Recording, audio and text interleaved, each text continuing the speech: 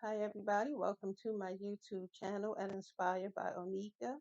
And today I'm going to be talking about music, how it's changed, how we listen to it, and also how it has affected the artists who put out their music. So, back in the day, I would say maybe the 70s, 60s, 70s, there were these things called 8 tracks. They were 8 track tapes. They were big and they had like a tape and you would put it in the player and that's how you would listen to music. So I don't have an example of that to show y'all today, but you can Google it and see what it looks like. I mean, they were big, right? And so another form of music that came out was the cassette tape. So the cassette tape was kind of like a mini 8 track in a sense. So the cassette tapes, same thing, they had a tape right here. This is how you hear the music on the tape. And when you put this into the cassette deck, if there were songs on here that you didn't like and you wanted to skip, you had to press the fast forward. If you wanted to hear the song again, you had to hit the rewind, right? You couldn't just kind of skip to the songs that you liked. So anyway, these are the cassette tapes, and they're similar to the 8 tracks again because they have that tape, which is how you play it. Now, the other thing too about the cassette tapes is that if the tape gets like wrapped up or if it pops, because you played it too much, right? If it pops, you can always fix it with tape. Okay, but of course, that part with the tape, when you play it, it's going to have that little skip, but it's okay. It's still fixable. That was the good thing.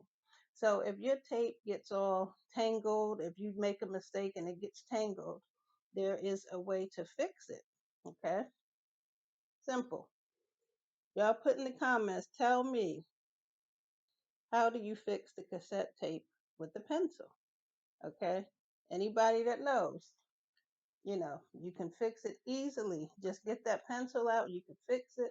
And the other nice thing too about cassette tapes is that they had the liners inside, and the liners had the artwork. It gave the listing of the songs. Sometimes they even gave you the lyrics. So that was the other interesting thing too about cassette tapes is that they had that artwork. You could look at that. If you wanted to read the lyrics to the songs that you really loved, you could do that too. But not every artist put the lyrics in their song, but like TLC, that was a that was a classic back in the day. Now, who remembers Diggable Planets? Who remembers that? Now, their sound was a little different, right? Then we going back, y'all. We going back, y'all. Now, this is for 70s and 80s babies, okay? This one, CC Peniston, okay? That was another good one, right? What about MC Light? Poor Georgie. Now these look beat up, y'all, because they go back a long time, but it's just some classic stuff. Mob Deep, Survival of the Fittest. That's another classic, right? Then we got Faith. Okay. So, oh no, y'all remember, rest in peace to Craig Mack. He was good too.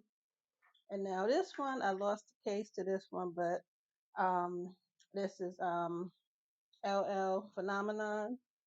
So there's another one. Lost the case to that one. But the other thing too that you'll notice though with cassettes is that like you'll know which ones were your favorite because when you play the tape and it gets faded, like you can't read the writing on it anymore.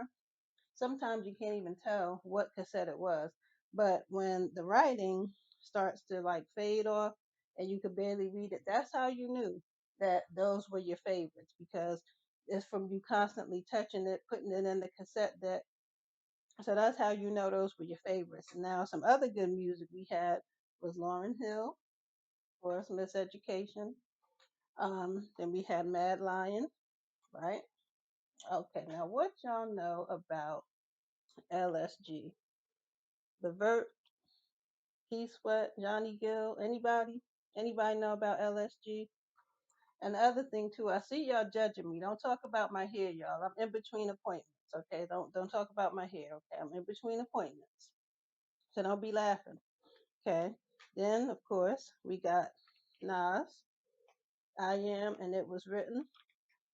You know Nas. He's classic. He's a favorite. Then we got Tupac. Rest in peace. And Biggie. Rest in peace to Biggie as well. All right. And then we got Kelly Price. Okay. So those are just some, cassette tapes that, I just like a variety of different music. So cassette tapes, they were good, but like I said, you couldn't skip ahead to those songs that you really didn't like too much. You had to hold that rewind button to rewind it back if you want to hear it again. Fast forward for the songs you didn't like. So that was just another popular form of music. Now, another way we would listen to music are CDs. So CDs are just, this is print, so oh, I just dropped it, y'all. But anyway, this right here, these are CDs and they're little small discs. You put it in your player and they real thin, and the cases to these are real light, and the nice thing about these too is that you can look at the artwork on these as well. Everybody did something different, and that was just the thing about it. You can just get creative with it, right?